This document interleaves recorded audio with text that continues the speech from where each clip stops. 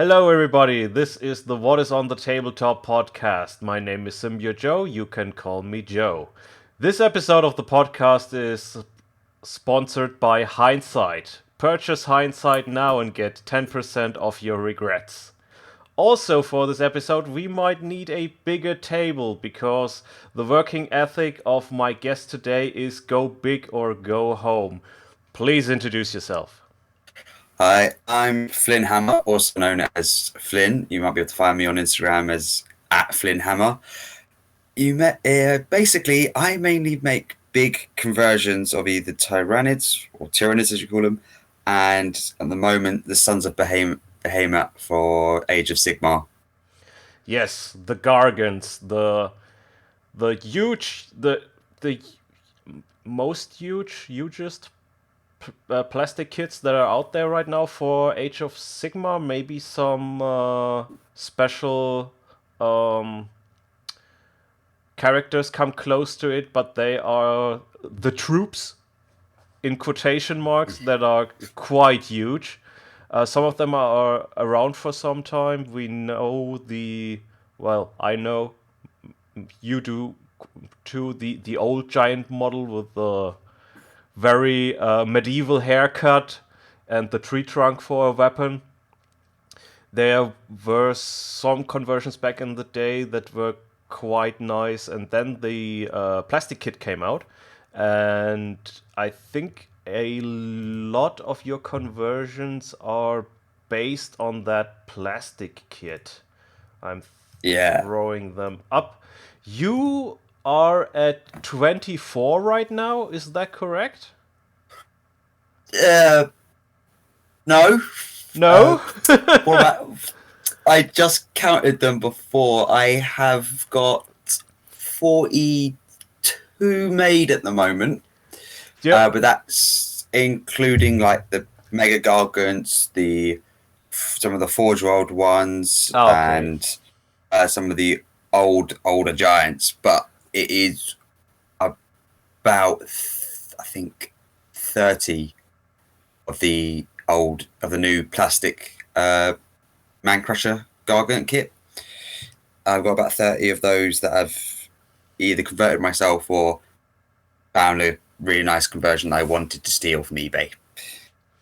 Oh, okay. Um, but all you plan to have individual giants for every single one that there is.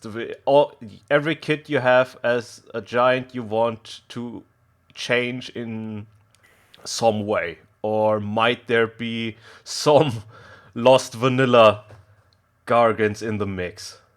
So I haven't shown any of my vanilla Gargants yet. So some of them I just won't convert because of how rare they are to get.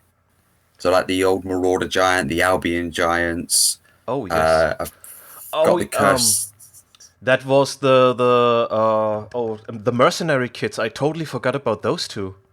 the Dogs of War ones. Yeah, Yes. for Oh my. Haven't seen those in a while.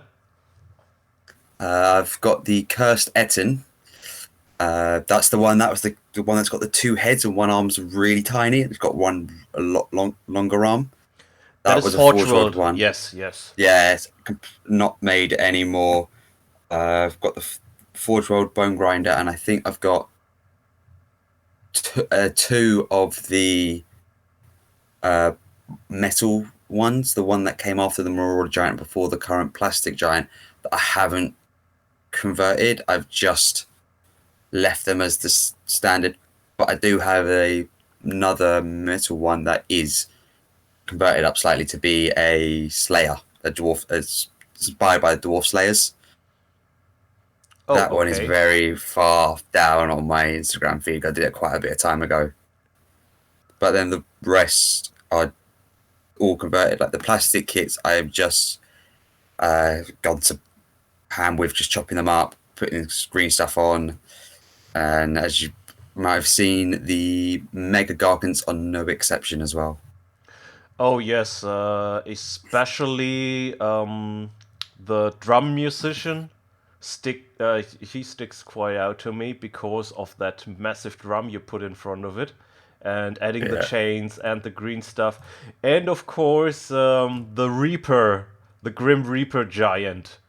He Yeah. is quite a show. And well, I wanted to ask you, you only work in green stuff. Yeah, it's for me. It's like because I've gotten so used to it, I know how it works. I just use the green stuff. Obviously, I'm not going to plug anywhere on this, but as like a site, I used to get my site my green stuff from eBay from one of the sellers on there, but they've been out of stock for so long. I had to find somewhere else. So I found them, and they were actually a pretty decent price as well. And so I'm going to be getting it from there as well. I know this is sacrilege to say, but I just get the green stuff. I don't mind if they're combined or anything, because how quickly I end up using it, it doesn't solidify, and the conditions I make sure it's always airtight and everything, and it never starts to mix in the middle bit. Oh yes, So I yes. get lucky that way. I know Yeah, if you don't use it that often, yeah, it's best to separate it. But I just use it so quickly. I'm not really that fussed by it. yeah. Sometimes it depends how long it was laying around at the cellar, and Yeah, you might get that hardened little touching bit in the middle, even if you have it fresh out of the box. Happened to me sometime. Um, so epoxy sculpt, like our Lord and Savior Mr. Pink is promoting it, is not a topic for you, or do you? I've just never worked with it. I don't know really where to get it, and it's more of like use what you know for the time being, and then Never change a running maybe system. later. Yeah, don't fix what's not broken. Yeah, don't fix what's not broken. Yeah, yeah. It's as I might have said in a parallel universe.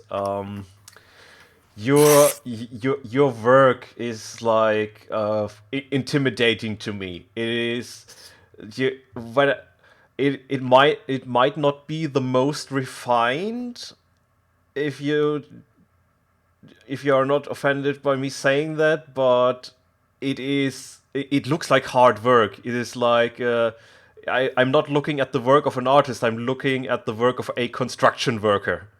It is there is there is no less effort or time in it, but the I'm looking at the standard bearer right now with all the flags put together.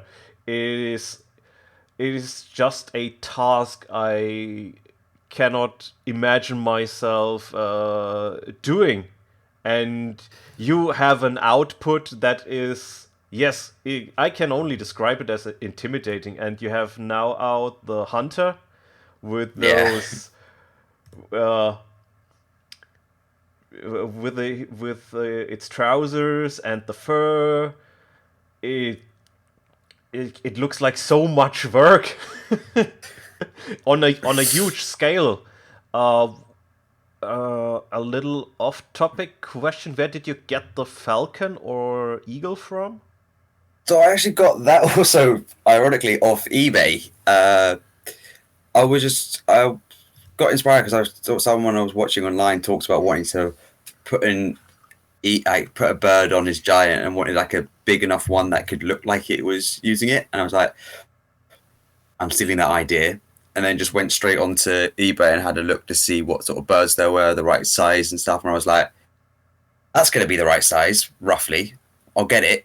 Hopefully it is. Turned out to be the exact right size because think it's one of like the old Great Eagles. I don't know if it was for That could fantasy or for be, Lord of the yeah. Rings. I I think it might be the old great eagles from fantasy because I was not entirely sure of it. I never used them. The pose of the head looks a bit strange. Yeah, I it's have to look it up. I ask well, I'm asking it first of all because it fits so well, and second of all because the model does not click anything in my memory. I mean, the wings look very much like old fantasy. Maybe someone yeah. in the comments is kind enough to scream out what we are doing wrong here, or where it is from. Yes, it is quite a show. Yes, not to forget my favorite, the Night Goblin one, who's using the goblin as a um, what's it called? Slingshot, As a catapult, whatever slingshot. you want to Yeah, call it. genau. Just using it as a slingshot. This this model encapsulates the strange humor of night goblins so nice in a giant model, because the night goblins are such a crazy bunch as an army, and when you just put a vanilla giant in it, it is just well, they have caught a giant, and it is there too, but to give it that very, very crazy mushroom infused feel to it, and it is so easy to see how a giant just would do that with no regards to the life of the goblin he is using. Yeah. It reminds me so much of the when the Warhammer Online was out, and there was this cinematic trailer where orcs just jumped into a catapult, and they wanted to catapult themselves over a wall, but they slammed right into it. That I is, think I remember that one. yeah, that is. S- s- it is just a very fitting feeling of that model, just to look at it and just let your imagination run wild with it. Yeah. Another question that might come up there: where do you put all these giants? So I've actually just got a pile of boxes just in my room, just with a few giants in each one, just so they're not squashed in together, overlap, and just so they don't knock each other. Because I know with some of them, the uh, bits just might get knocked off. Even though I've got like the plastic glued it all together, the Spider-Man one, which is like the little one, the one that's on his arms, basically better to whack something on the ground. His hand holding the club actually has fallen off, so I actually need to go and repair him, or I Oh, do a whole group shot. But it's completely like just like at the hand bit where you'd normally stick it onto it, it just come off. I can't remember if I actually properly glued it with plastic glue or if I used super glue for it. I just can't remember. I think it was just super glue. yeah, sometimes I fall into the trap and think that the green stuff will be sticky enough to hold it. And then somewhere down the line, when I start painting the model, suddenly a bit flies off. And most of the time, just at the point where I put the super glue in. So yeah, I I'm going back now, disassembling the model and gluing it back together, so none of that happens. Yeah, Coming to it's assembling and disassembling, can you tell me a little bit about the process of the journey that is building huge models? so some of the giants I've got on second hand, so they've already been built. So it's for some of them, it's like I haven't had to strip any of these ones, but it's more of I've got to try and cut it in the certain place where I want it to be cut. So I think a prime example would be the zombie one I did, because I had to properly like cut the arm off of it so I could make it into a bone that's broken off, take another arm off. It's just planning it out, like just drawing with a pencil the lines on it where I want to do everything, and then just following those lines. And then with some other giants, it is easy and anything because someone's put it together with just super glue. So you stick it in the freezer for about a day, and you come back and you can just break the pieces off, and you can just treat it like it was a brand new model that has a bit of paint on it. Hmm, that's quite an interesting thing to do. I haven't thought this far. Well, when I usually use super glue because I know, or expect that someday in the future I will break the model apart again, and I have so far not run into a problem breaking it apart. But putting it in the freezer might be a way to make it more easier to break it apart. Yeah, I've had to do it a few times with my own models when uh, I've glued something round the wrong way, and without wanting to break it because on the resin, you just got to leave it in there for about a day and a half, and just hope it's gone brittle enough to make it easier to snap it off. Otherwise, that could be a whole part that's just broken and completely you can't use it. Yeah, plastic it does not break that well. It just sometimes you get first you get a bend, and then you get a very messy tear with all that stuff. So Yeah. you are planning your giants out, and then you do some dry fitting, or how So is? some of them is I plan out the model, what the design I want it to be, the idea behind it. So just go back to the death one with the scythe and everything. I planned it out that I wanted him to be holding the scythe and the hourglass. I wanted him to have a cloak on him. So works on sorting out the hand holding the scythe, the hand with the hourglass, and then from there I went and decided, okay, so I know the hand has to be a certain height, has to be a certain point off the ground so it doesn't just fall down and just unbalance the model or push the model up, and just going from there as you. So some of it is dry fitting, and other bits are. I'm just going to go put this in and see how it goes. Sometimes it is just let the madness take over and hope it all works out. Yep, most of the time the way how I work. Trying to think of the perfect example of when I got super lucky with the madness working out for me. Yes. In the bunch we have there, what is your favorite?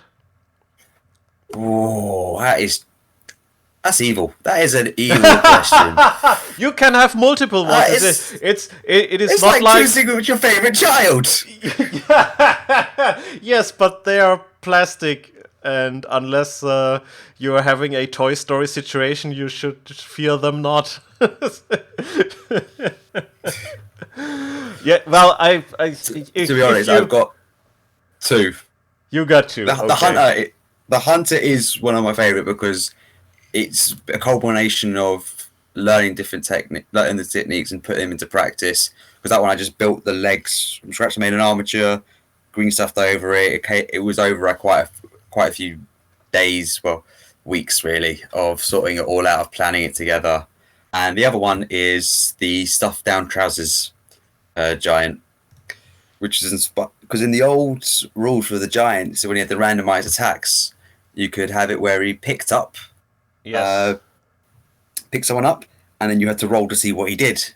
exactly. So it was if you rolled pick up another, it gave the little bit of he picks up another one after stuffing him into a bag, Yes. into his pocket, and even sometimes down his trousers.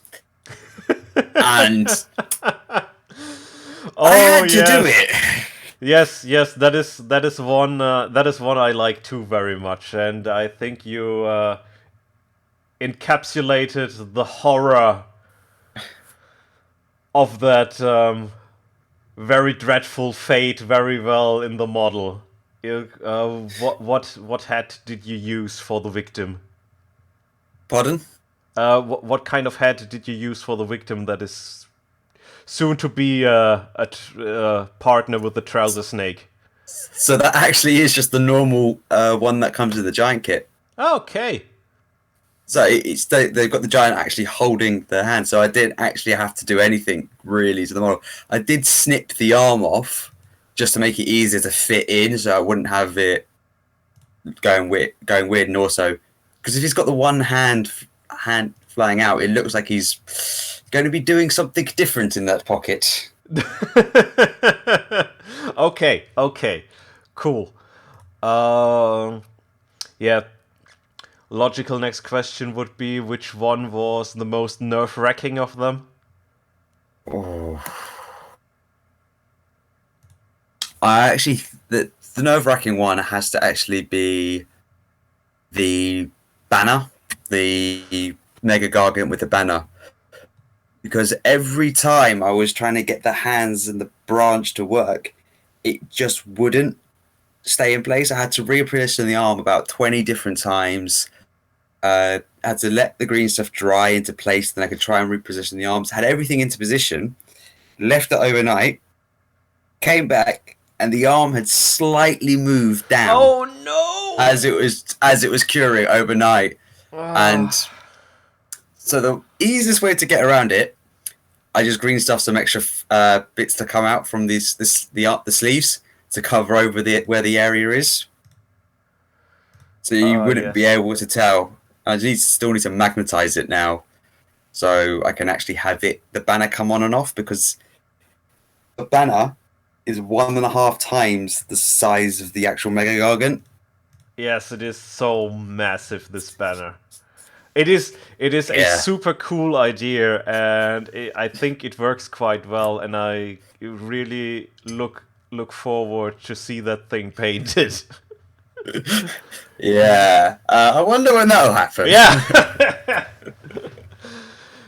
Yeah, on that topic, there's a lot of history of me making careful constructions out of bits and color pots, so a green stuff conversion would not face the fate of slowly tilting one or the other way. I do not want to, and that is quite a challenge sometimes.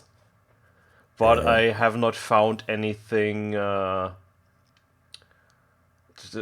Well, I think when you might have that little helper thing with the two little clippy arms where you can fit something in, and the spyglass, which is quite common. I think you might have an Yeah. easier time building something to hold it correctly. Yeah, Oh, but I do have one. I just don't know where it is, and I didn't really want it to press into the green stuff to leave a dent in it, because it was the only place hmm. to fit it in. So, but it's all worked out at the moment. I've just known. Normally, I would get like some make a little like stand to hold it on top of, but I think this time it was just like it wasn't going to play ball at all. So all these giants and all this additional stuff, and one could say a giant pile of stuff you have at your hands, but you don't go out and just buy it. You are quite crafty when it comes to that. You are most possibly the most experienced eBay buyer of things I know. And maybe you can give people who do not want to spend a lot of money, or are not as experienced or not as patient as one can be with eBay as a selling or buying platform, some of your tips, the um Best the practices to yeah, do. the eBay buying miniatures for dummies, featuring Yeah. featuring Flinhammer. So the main thing I do is actually I look on bit seller websites if I'm out there trying to get a specific bit. But normally they are always out of that bit that you're wanting to get, because it's a popular bit or it's from a kit they don't really often restock because it's not a common kit. Best example I can give is the Ripper that comes in the Ravener box for Nids. That rarely gets restocked by any bit seller. It takes so long, and I will put this out there saying, from all of the Rippers in production currently, that is the rarest one to get because you only get one in the box and everything. But in regards to getting bits on eBay, I actually look for bits lots, so they show up as like job lots or anything, and I will spend about 5-10 minutes looking through. If someone's posted just a pile of bits, going over with the mouse to zoom in on the bit and try and see if there's something in there that I want or if there's some I'm actually after. And I would then, if they've got a make offer on it, try and make an offer because I don't want to wait about a week for the bids to end or just jump in and grab it while I can. And then when I get it, I get the bit that I'm wanting, and then I will look through the bits to see if there's anything else I can use it for. So one of my most recent purchases, I found a job lot that was selling the Forge World Harridan gargoyle nests that sit underneath the body. And it had all 4 of them in there, and I grabbed that, and once it arrived, I had a look through it, and I found 3 Ravenous Rippers in there, which was the best thing because I just needed like 3. At that point, I just needed 3 more to make it so I had 27, so I could have 3 on each base and have a full 9 base unit. But what I also found in there was loads of Tyrant Guard bits, so the 5 for the guns, some of the forearms, the legs and the tail bit of the 3rd edition Hive Tyrant, the legs of a 2nd edition Hive Tyrant, and its head, the body of the 2nd edition Lictor, loads of different little bits, some gaunts, some gene sealers, and then loads of like biomorph upgrades through which every NID player or collector will have loads of those because you just never put them on. The main bit is just going for the job lot because while you may spend in pounds 10, 15, maybe £20 on it, the amount of bits you're actually getting into it if you would go to buy them individually from a bit seller or even on eBay or just buying the actual box, you would save a lot. Like I bought just for £10, I think I got about 20 termagants, about 6 or 7 gene stealers and 3 warriors and 6 spine maw rippers for 20 quid, and they're all of the normal kit ones that you get, so not like the ones you got from Battlefield Gothic where it was all everything slotted in, and the push fit, it was the whole you put on what you want to put on, and it's just you've got to take that time to have a look for it and just take that 5 minutes to have a look at it. Actually, I say take 2 minutes because most likely I would have jumped in after 5. But it is just taking the time and have a look for what you're looking for, because while someone might be selling the bits, they might be a family member who's just selling the stuff or someone who's lost interest in the hobby and they don't really remember what things are called. So you just search for like the army name or just Warhammer and then just have a look through to see if you can find something you're looking for, or even something you might go, I might use that at some point. I don't know, but I'd rather have it and not use it. Yeah, that would have been one point that I would wanted you to address, and that would be the key search words to help out to find these pile of bits. What one can look through them and do a little detective work. Best one is to do is Warhammer job lot. You will find so much. Just if you go through eBay, you'll find so many. And because people don't actually call it like, oh, it's a Stormcast Eternals job lot, it's a Space Marines job lot. They just go Warhammer job lot, bits box or spare parts or extras, just anything. And the other bit I use is there's a website called Fat Fingers, So if you put in the search name, the search that you're wanting to look for, it will also come and search for misspellings. Oh, So yeah, so it's fatfingers.com, and it will search in your location as well. So you just click on what country you're in or what region, and it will help search for it. So, for example, if you type in Canon, which is the people spell it either CANNON or CANON, it will guilty as search for the charged. other spelling as well. It will search for the other spelling, and if you're like me and you can't spell the word guard at all the right way, it will go and search for it the other way, and you will find so many things people have spelt wrong.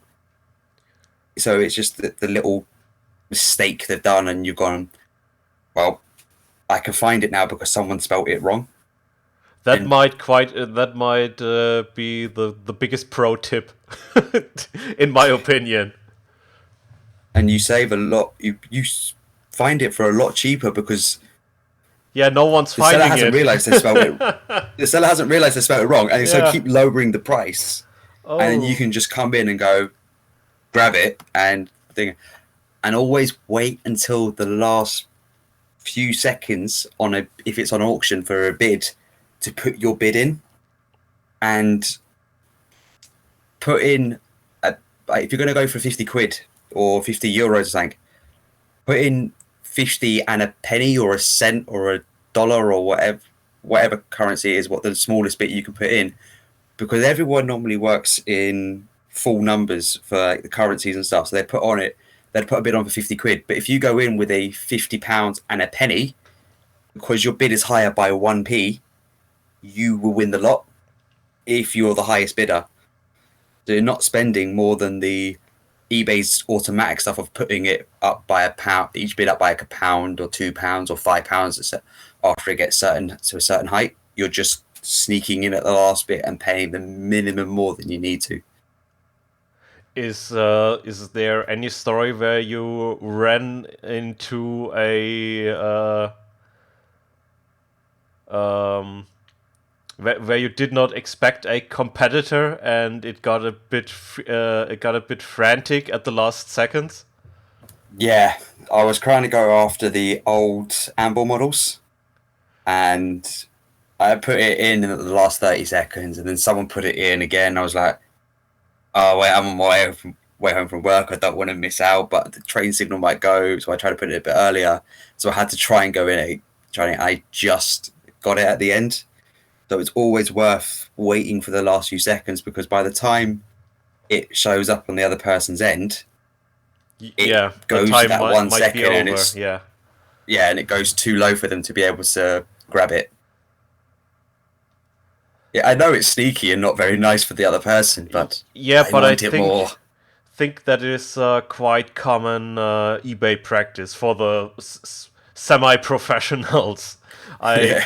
I just remember there's a song by Weird Al Yankovic where he sings it is that I Do It That Way by a boy band. I don't know exactly. He sings Bought It on eBay, and there's this line where he says, "I'm that guy who will most likely snipe you 2 seconds before the end," or something like that. So yeah, Uh, I I want it that way. Yeah. yeah, I want it that way exactly. I bought it on eBay. It's yeah, I think it's quite a common practice, and it is fair game for everyone, unless Yeah. you can manage to build some script that exactly makes your offer 1 second before it's due.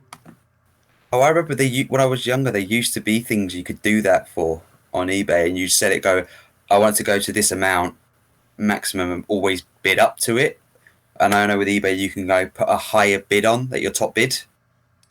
So if I'm going to leave it for a bit, or I forgot to do something, I always put it on with that extra penny, and then just fingers crossed I grab it. If not, I'm not that bothered, because if I was bothered, I would make sure I was available the whole time when it ended. Cool. The more you know. Yeah. That is. Uh, I most of the time do not have the patience for that stuff. I get discouraged quite often by the expectations people have. You or the expectations they have for the price, and it is something like it is slightly below tabletop quality painted, and the price is even higher than if you were to buy it in the original, and it's advertised as pro painted, and that is something I cannot really work myself through, and yeah, I just laugh at those and then just keep scrolling. just have a quick chuckle and keep scrolling. Okay, yeah, Yeah. it's I think it is in my personality to search for negative things, and when I see such expectations, I'm like, no, what are you? Not no.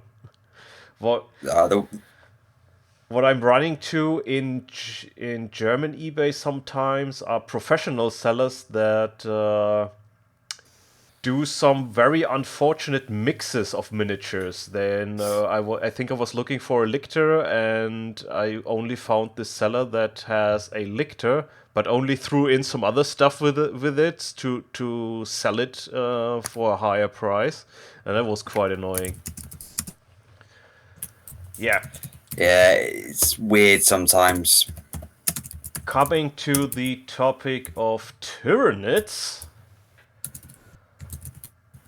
Where did we start? Yes. How did we start this off in a parallel universe? I think I was talking about that you also have a massive amount of giant Tyranids and a massive Yeah. output in that.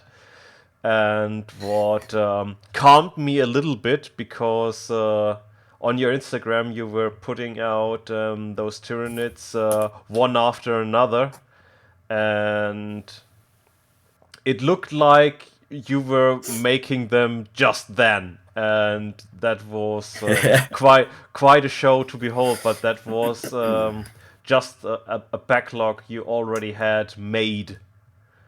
Yeah. That was so a lot of the earlier posts were ones that I had made about in the 2 years after getting back into the hobby. But some of the early posts were, oh, I've just done this one. I want to share that one and stuff like that. But where you see the ones that have already been that are base sprayed green, they were the ones I had done a while ago. And because I was like, I'll get these ones done and then I'll start to paint them. I was wrong. I was very wrong. Sorry. But yeah, self-consciousness is it's quite harsh in this hobby. Yeah. But it was more of like, I've now got the whole bit of, well, I bought a load of, because I was trying to get specific rippers at the time, I bought a load of job lots that had gaunts and gene sealers. And so I've got loads of those now to paint up as well. So the conversions are going to be rewards for painting 30 gaunts at once, the 20 gene stealers at once, some space marines as well, or my sisters about, or whatever army it is. The conversions are going to be reward pieces, as well as you're not going to paint this terribly because you put in that hard work for it. And that's also a bit that's going, I don't want to ruin the hard work put in. I don't want to, but I know I will if I just go straight into painting it now, because I haven't painted in 10 years. Oh, that is an interesting question with such a large gap from, well, painting to not painting to back to painting again. What is your strategy? If you have one. Contrast and an airbrush. So, ironically, Oh, I think I lost. There was a. Wait a second. Say something. Hello. A little bit more. Hello, hello, hello. Can you still hear me? Yes, I can still hear you. There Okay. was a little breakup. Oh, okay, cool. Do you want to just ask the question again and then No, just we keep go on back going. in? So, because I was out of the hobbies for about 6, 7 years at the time, uh, I patience to do anything in the hobby, and life just took over, like studying for university and everything, trying to get there, and then afterwards. So the main bit is when I was actually still in the hobby, the paints that were there were Dark Angels green, Regal blue, Scab red, if anyone remembers those, and the red ink, yellow ink, all those stuff were there. And so I had used those colors, and I know they changed it, and the foundation paints that came out, and then another set of paints, another set of paint with different names, and now they've got the contrast, which have got the names as the old ones, like the classic snakebite leather. And when I did a test on some stuff in the store. They said, "Oh, I try out the new paints."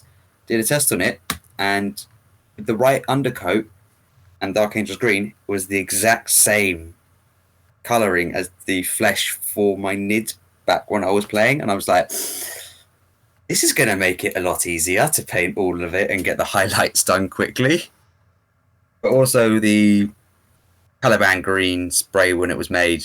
Uh, that was just an easy way of getting the base coat done, but they don't make it anymore. But investing in an airbrush is gonna has will make it easier because I've got it. I'm just waiting for the stores to open up so I can buy the boatload of paint that I need to be able to just undercoat everything and start the main jobs.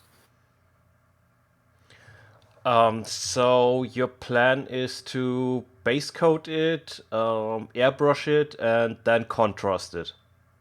So use the airbrush to base coat the Oh yes. most of the models because there's I when I was doing it with the Caliban green, I would try and spray a fair bit of stuff, and one paint can would get me maybe through a few models because obviously they're the larger ones.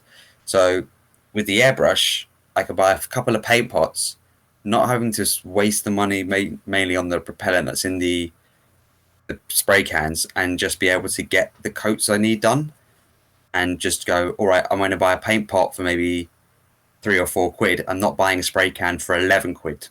Yeah, To and me, a lot of it is about the saving other money. That's why a lot of my stuff comes off of eBay or just making stuff out of spare bits because it's an expensive hobby in the first place, and you don't want to just spend most of your money then after getting them all done on a spray can which could just break or go completely wrong for you just because of how it was in the can.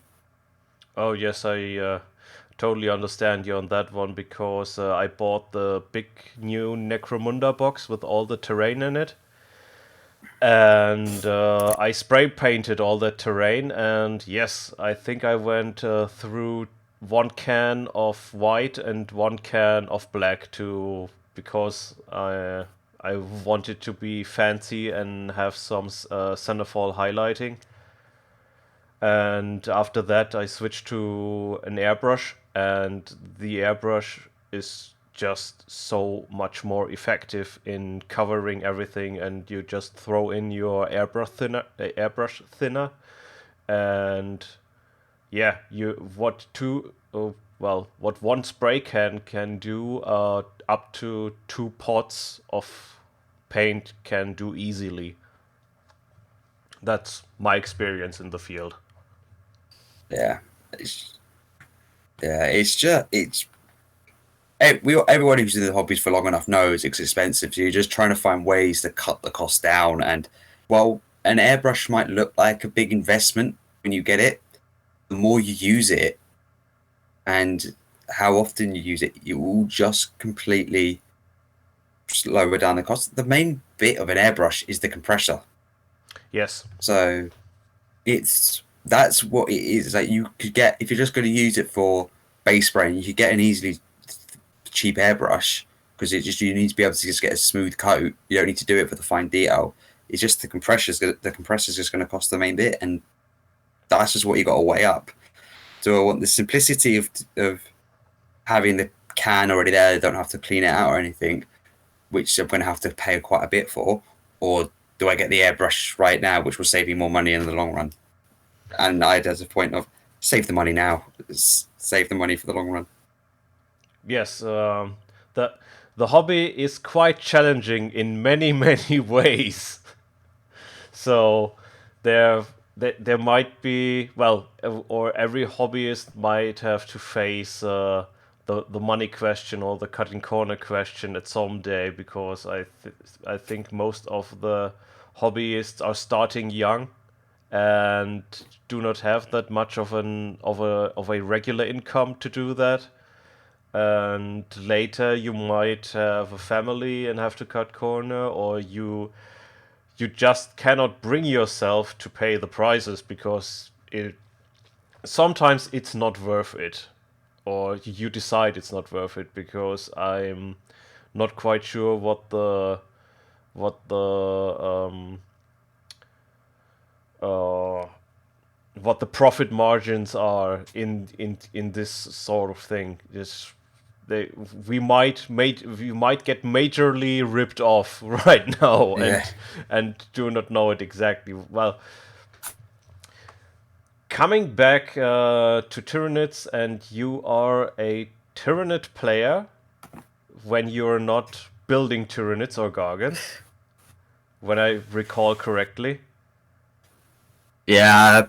Again, I haven't played for quite a few years. I actually last played at the tail end of fifth edition, and it it was part of the whole bit with the hobby of like getting to a certain age where you're like, well, I need to focus on other things and coming back, and it's just been one of those don't having to basically relearn all of the rules, all the weapons have changed. It's kind of been a bit of a put off to do it, and also I kind of want to look back on my playing days as fun memories rather than confusing. Okay, what do I do now? I don't understand this. You've got all the new stratagem cards which just don't make sense to me and stuff like that. So I'm just like, all right, I'll keep my good memories of playing from when I was younger, and I will just go crazy with making. But I would like to get back to playing, but I think what's going to end up happening is I'm going to end up waiting for 3 to 4 years for the old world to come back and see what that's like if I go back into playing fully. Oh, that is you are you Just kicking the can down the road.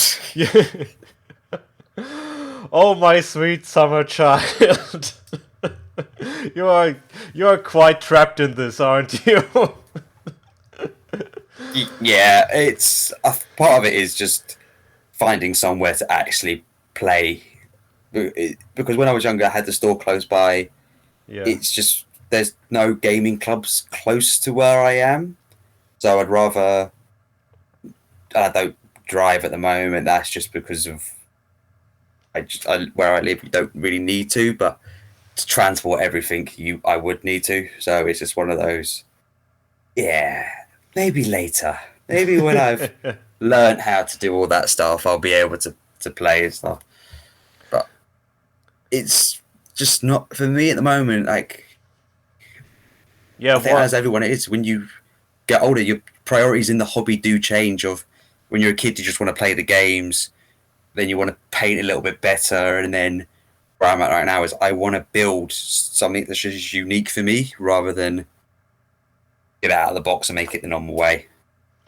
yeah, to create a little bit more torment for you, myself from the parallel universe back in time is rattling me about a topic we touched on, and that is the fact that we have Tyranids in all colors and shapes, but that represent something. We have the poisony Tyranids, we have the Flappy Bird Tyranids, we have the Diggy Diggy Hole Tyranids.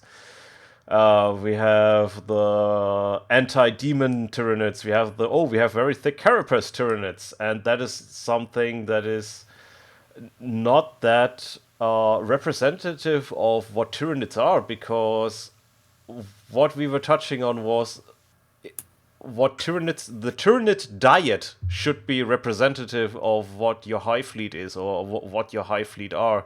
So the Leviathan should be more a, oh, what would Tyranids look like if they ate a lot of Tau or orcs or Blood Angels look like? They're or just a better representation of implemented alien features. I We have the Biowar, who is orcish looking, but why would you use orc DNA to make an artillery beast and not a brutal assault beast? And then there's the Zoanthrope, which had in third to fourth edition a Phantom Lord like incarnation that, well, oh, it's a reference to Elder, but apparently psychic power in Tyranid means big brain. And that is also a little bit odd, because the most powerful psychers, well, except from the human psychers, do not have a big brain at all. Well, one could argue they are compensating it, that they are not into the rituals and runes and space spells to use the powers of the warps, and actually having a lot of brain solves that matter of thing. But we have some Xenos, and we have some more different possibilities to implement into the Tyranid genome, and we have not that representation right now. I'm very sad to say that there is a very nice Tyranid corrupted Eldar army or arm of little force out there. I do not know who the maker is, but there is also the touch in the Inari novels that there is a, well, avatar infected by a Genestealer Patriarch, and you have a hybrid form. And with all the stuff our good friends at the Tyranid Creature Conference do, it falls a little bit flat. There is not really an eye on the fact that Tyranids are eating stuff and implementing that stuff in their new bioforms. Yeah, I think what the law is they're moving towards now is that it's the gene sealers that do all that. When they infect a race, as the gene sealers develop, they become more of the hybrids and stuff of the race they go into, and so like Yep. orcs they don't really use, because the life cycle of an orc is too long for it to actually take effects and all that. And I know it's exact. I agree with you what you're saying with the whole. They aren't using though. We've introduced this new race, or they've gone to take over this planet on this species. They've eradicated this, but there isn't any showcasing of they're taking this DNA and evolving the high fleets to use it to make themselves better. It's looking to being like they're saying like there's no change in the high fleets because they're the peak of what they can be. It's like, but if you haven't eaten half the galaxy, how can you say you're the peak if you are not using everything you've got at your disposal? Uh, there'd be too many races that just don't even have an army that they would have eaten at some point to go. Gonna be taking you guys in and using your DNA to make something. So like as you're saying, the orcs with their biovores, you'd expect it to be like a brutal creature. Then you've got the whole bit of the orcs reproduced by spores, so they have the spore mines that they can shoot out. The Eldar, I never thought of it that way with the whole brain being huge. for the psychic power. The only one they've got sort of right is the Space Marines and the Tyrant God having the fused exoskeleton. Yeah, the fused with using the ribcage. black carapace. Yes. Because from the black carapace, but that's the only thing I think recently that's sort of been there, because I have no clue where they would have got the Venomthrope strain from, or Yeah, well, the even some of the Venomthrope other strains. is just a shrink down Melanthrope.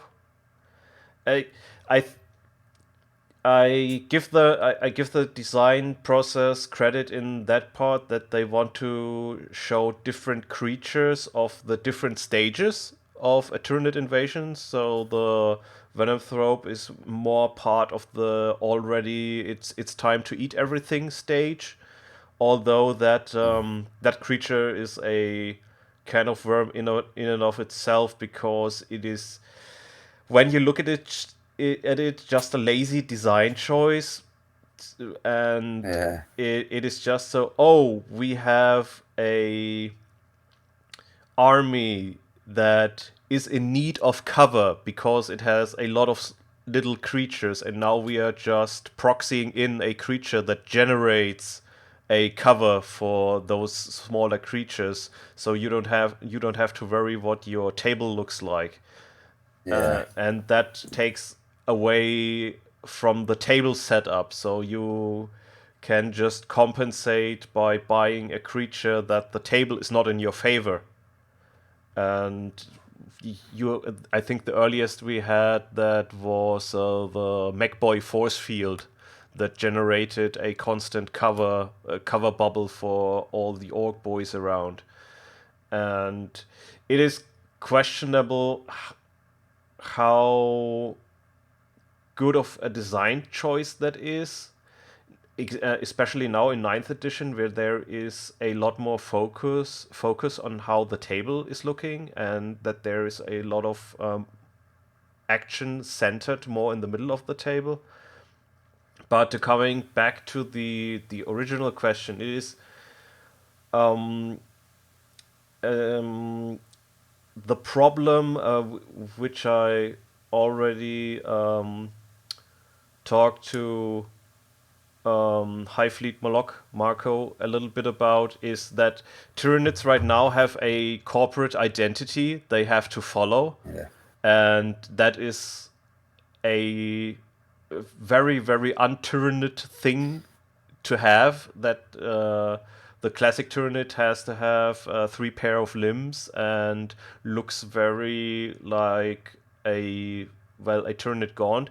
In the third edition, they had a nice explanation that the Ripper Swarms actually had the morphic capability to dig themselves in and transmorph into any bigger creature, and that is why they look all the same.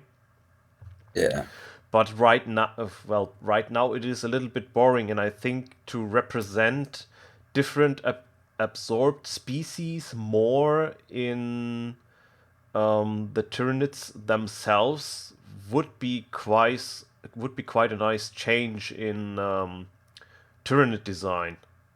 yeah. I think it subconsciously affected some of my conversions for my nids, because I've done scorpions, snakes, spiders, crabs, different things to be like they've eaten different species and stuff and used that to evolve. I remember in the parallel world we end up talking about that the some of like these forgotten strains like the Catachan Devil, the Kraken, and some other uh, monsters are from fleets that just got destroyed or left them behind, and they've had evolve more evolution in that monster than the rest of the current high fleets.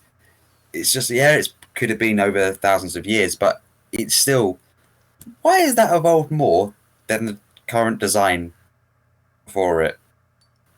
It just doesn't feel like they're getting the same treatment as Marines, because I think there was a post shown about how Marines the models have evolved over the years, and the Hormigans have stayed the same. The Termagants have stayed the same. The Gene Yeah, Stealers yeah. have That's stayed the same. Well, there are some very on point memes and comics out there who yeah. address that dilemma. But in the defense, the Gene Stealers have had some changes, but they didn't stay around for long, those models. Well, you have some options in the kit to adjust them, but yeah, is that it does not grab the idea of the Gene Stealer being able to assimilate everything well.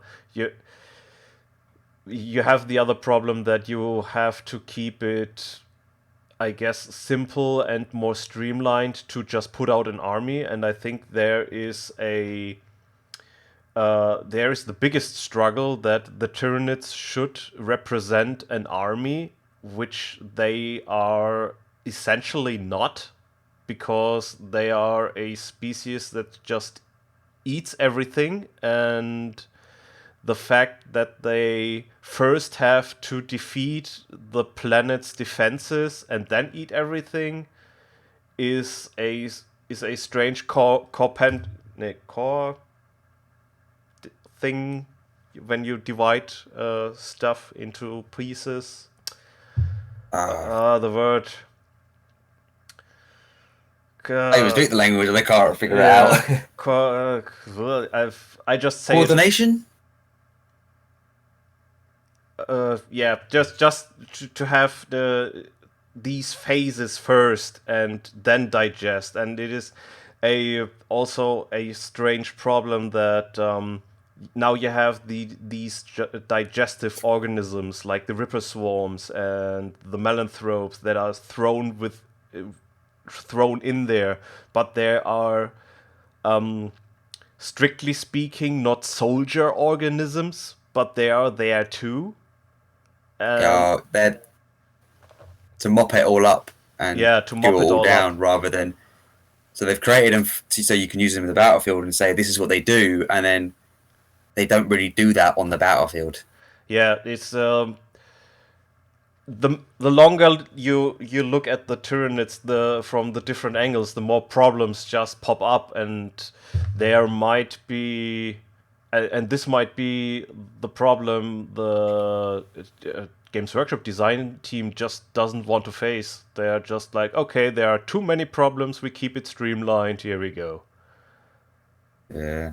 All we can just hope is when they get redone, they bring some stuff up to date and even hopefully release some new units or bring back strikes. Yes. I just drew it out long enough so you can put in strikes. Because I know they have a special place in your heart, and we also do not want to forget that we all want Hormigons that do not fall over. So badly. Every Hormigon they've designed falls over. More or less. If they, to be honest, I'll be a little upset if they redo Hormigons and they still and fall they don't over? make one that make one that will fall over. They have to make one that would fall over, or you put the arm in a certain way and always topple over. They have to do it just for one, just for the meme. But the rest of them have to be able to stand up. Yeah, I'm not 100% sure they are aware of that problem that much. It's just, as I said before, that might have just fell under the table. That very problem, but yeah, fallen off under the table. Yeah, yeah. There's enough. It is enough falling. GW, listen. No more falling. We want huge bases, or the huge bases are already there, but at least stuff that does not fall over that easily, except for one, just so we remember how it was in the good old days. Listen, Flynn, It was a blast again. I thank you so much for your time, and maybe we can do this some other time. Or I would love to come back, and thank you for having me on. yeah, that's it. That is what is on the Tabletop podcast from a different dimension, or was it? Have a good one, everybody.